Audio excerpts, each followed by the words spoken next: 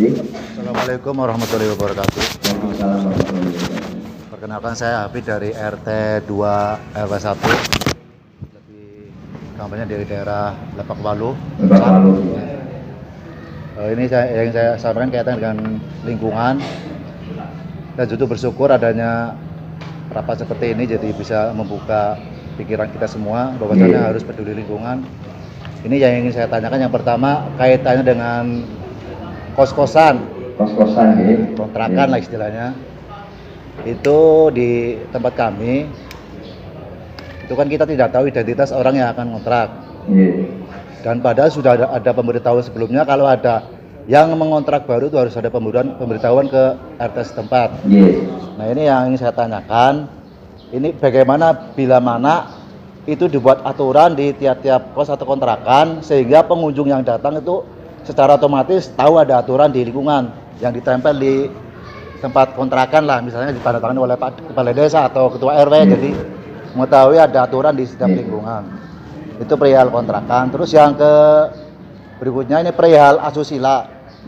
Jadi kebetulan saya dengan RT setempat dengan Ketua RW Pak Haji Rono itu pernah mengingatkan katakanlah warga ataupun kos-kosan yang menyalahgunakan rumahnya tersebut untuk kegiatan asusila, sudah diingatkan, sudah berhenti, tapi kambuh lagi. Itu solusi yang terbaik itu seperti apa harusnya gitu. Itu memang tempat kami memang gudangnya dari dulu sih memang perlahan akan hilang ya. Puncak. Itu saya selaku warga masyarakat juga seorang tokoh RT itu minta solusi yang terbaik harusnya seperti apa. Terima kasih. Assalamualaikum warahmatullahi wabarakatuh. Waalaikumsalam. Satu lagi Pak, ada satu. Ini terkait perizinan acara musik. Kalau malam hari, kebetulan di tempat saya kan sering sekali kalau pas ada ordenan malam-malam itu sering terjadi perkelahian. Yang saya khawatirkan bila mana tidak ada aturan yang terbaik, terjadi hal-hal yang tidak kami inginkan. Karena saya lihat di daerah lain kan malam tidak boleh ada acara hiburan malam. Itu bagaimana menyikapi di daerah saya di Lebak Walu. Terima kasih Pak. Berarti hiburan malamnya pas hajatan? Iya, pas hajatan. Ya, terima kasih. Akan saya jawab satu-satu. Terkait masalah kos-kosan itu masalah yang kalau menurut saya kompleks. Tapi saya senang kalau jenengan punya pertanyaan seperti itu, berarti jenengan peduli pada lingkungannya. Karena salah satu kejahatan terjadi karena niat dan kesempatan. Saya bilang tadi, jadi polisi pimpinan dari diri sendiri, keluarga maupun lingkungan jenengan berarti sudah berjiwa polisi. Karena polisi ketika ada kos-kosan dan sebagainya itu, setiap pendatang baru, orang baru, kita tidak tahu datanya, itu juga membuat kerawanan di lingkungan. Karena apa? Kita tidak mengetahui siapa sih yang ada di dalam. Saya pernah nangkep pelaku kejahatan banyak yang kosong. 2 kali saya di situ. Termasuk teroris dan sebagainya. Itu kepedulian lingkungan. Jadi nanti dibuatkan surat aturan 1 kali 24 jam mungkin. Yang nginep di situ kan dari dulu sudah ada aturannya gitu. 1 kali 24 jam kamu harus lapor ke RT dan sebagainya. Itu jadi aturan lingkungan, tapi mengikat itu kalau diterapkan bagus. Jadi jangan berhak itu duduk-duduk tak boleh, bukan hanya polisi saja. Minimal ditanya datanya. Biasanya ada clash itu antara pemilik kos-kosan dengan pihak lingkungan. Karena kalau terlalu tertib sing harus pada kos, pada wedi, pada bubur. Tapi di sini banyak angka kejahatan yang dilakukan oleh para pendatang. Contoh, misalnya orang mau kos di situ, KTP-nya hanya KTP fotokopian, sing orang jelas. Kemarin kejadian ada di sini, di TKP kos-kosan sini Pak Ferry mungkin. Itu malah motor pik hilang. Malam-malam yang kosnya sudah nggak ada, kan bingung.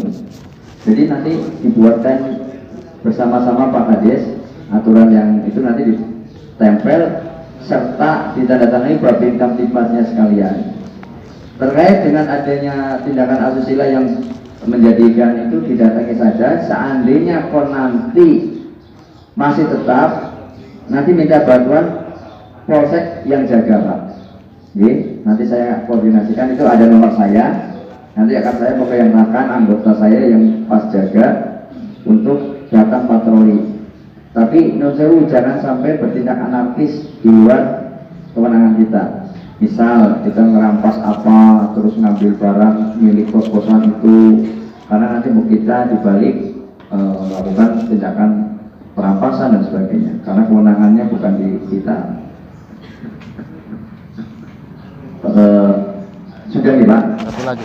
Apa ya tadi? Yang tadi hiburan malam. Oh, hiburan malam.